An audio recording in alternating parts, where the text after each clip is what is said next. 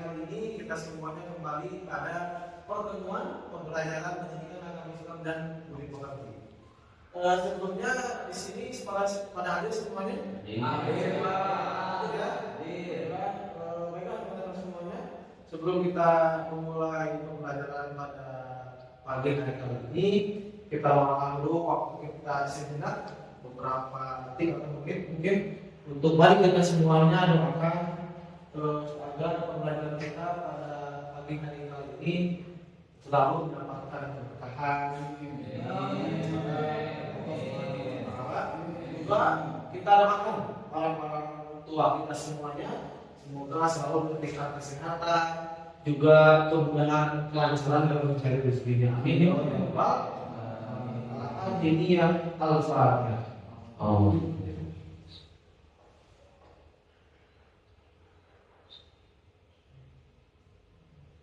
Oke. Sebelumnya di sini Bapak punya satu pertanyaan buat teman-teman semuanya.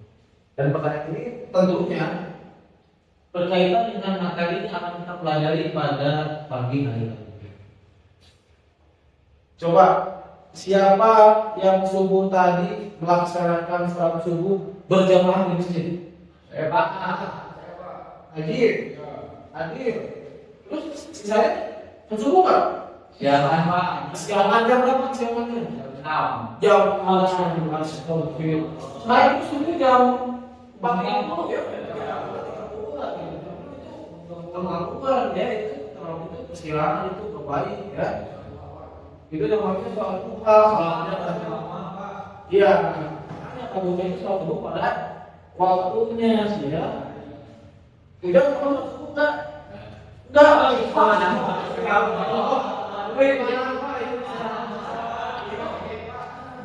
kita nggak boleh ya sampai nggak sholat. Nanti nanti Bapak menilai sama orang ini, kenapa kamu guru PA tidak memiliki kerjaan buat sholat apa ini?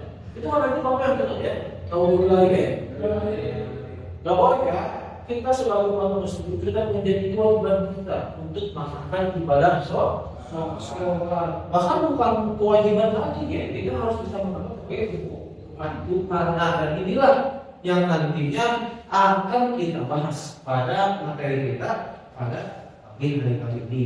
Dan karena itu sebelum memasuki ya itulah sebuah motivasi ya bahwasanya kita ini harus selalu melaksanakan ibadah ya. Mau itu sholat subuh, zuhur, asar, maghrib, isya, mau kita lagi capek, lagi ngantuk, apapun keadaannya kita tetap harus wajib sholat. Tidak boleh kita meninggalkan ibadah sholat. Kalau kita tidak mau meninggalkan Allah Subhanahu wa Ta'ala. Mungkin teman-teman juga pernah merasakan pendidikan sama seseorang? Tidak pernah. Kalau Bapak pernah sih, itu sakit.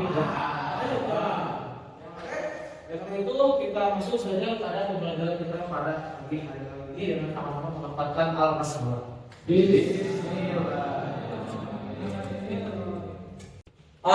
Oke teman-teman semuanya, sesuai dengan apa yang Bapak tadi ucapkan, bahwasanya pertanyaan Bapak tadi itu mengarah pada materi kita pada pagi hari ini.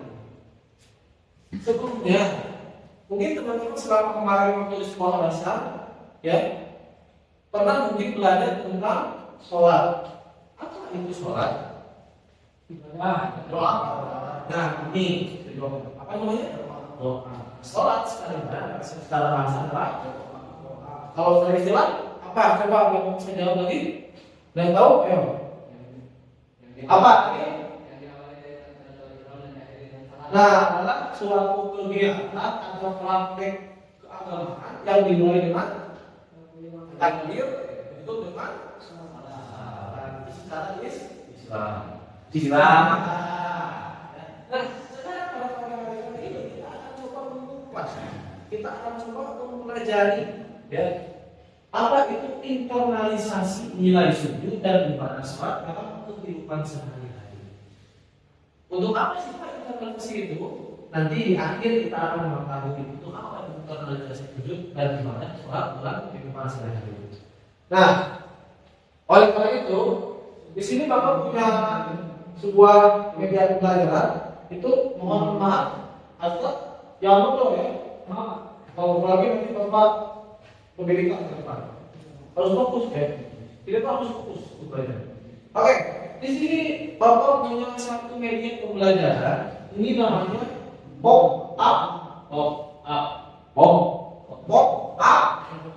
Ayo teruskan pop up, up. Apa maksudnya? Up, gitu loh. Jadi ketika kita buka itu dia, nah ada yang kayak 3 dimensi itu loh. Gitu Pak. Ya, gitu. Nah, di sini nanti teman-teman, Bapak akan bagikan kepada teman-teman, boleh dari lagi Paujan ke belakang sampai ke depan, ya. Nanti teman-teman silakan baca atau amati gambar yang ada di dalam sini. Itu adalah berkenaan dengan organisasi nilai sudut dan ibadah sholat dalam kehidupan sehari-hari. Siap? Siap. Tidak lama waktunya ya. Bapak kalau waktu super sekian detik saja. Karena ini Bapak. Ya, di sini pertama ada apa yang harus kita implementasikan. Di sini sudah ada ya. Di sini sudah ada nilai-nilai sujud dan ibadah sholat. Jadi nanti teman-teman tinggal lihat di baca saya apa yang ada. Oke, sudah? Lanjut. Sudah Pak. Oh ya? Boleh kita buka halaman selanjutnya.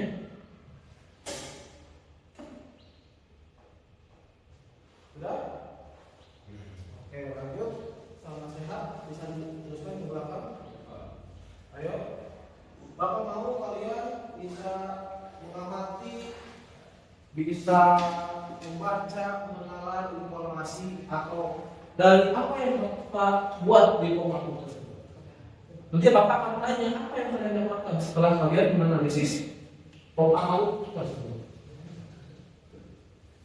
Tidak harus semuanya dibaca, kalian tulis saja halaman apa yang mau kalian baca, nanti kalian amati, boleh kalian kuasai apa yang ada di dalamnya. Nanti Bapak akan tanya nilai apa saja yang kalian dapatkan dari pop-up tersebut dan mengenai nilai-nilai sujud dan ibadah yang nantinya akan kita terapkan dalam kehidupan sehari-hari. Sampai waktu dulu ya.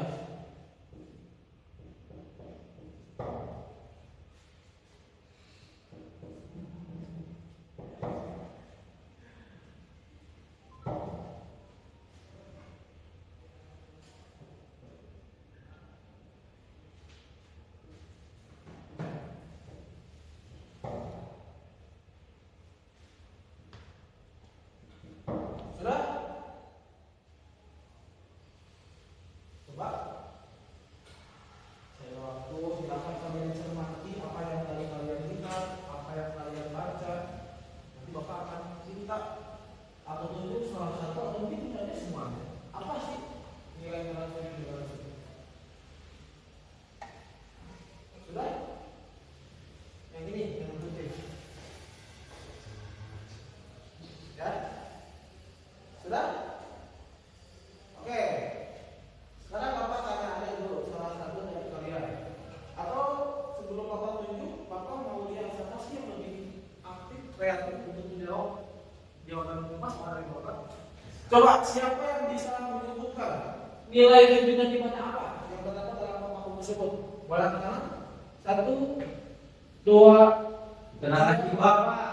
keterangan jiwa. Angkat tangan dulu. Saya Siapa namanya? Sidik. Oke, sini apa? Sik 1. Keterangan jiwa. Ketenangan jiwa. Ada juga yang lain yang lain? Ini, Najib, dekat Allah, dekat dengan Allah. Dekat dengan Allah. Siapa lagi? Awalnya siapa? Alfaz. Apa Alfaz? Tawadu. Pembentukan karakter. Tawadu dan Pembentukan karakter. pembentukan karakter. Ada lagi? Apa Pak Ustaz? Mendapatkan pahala.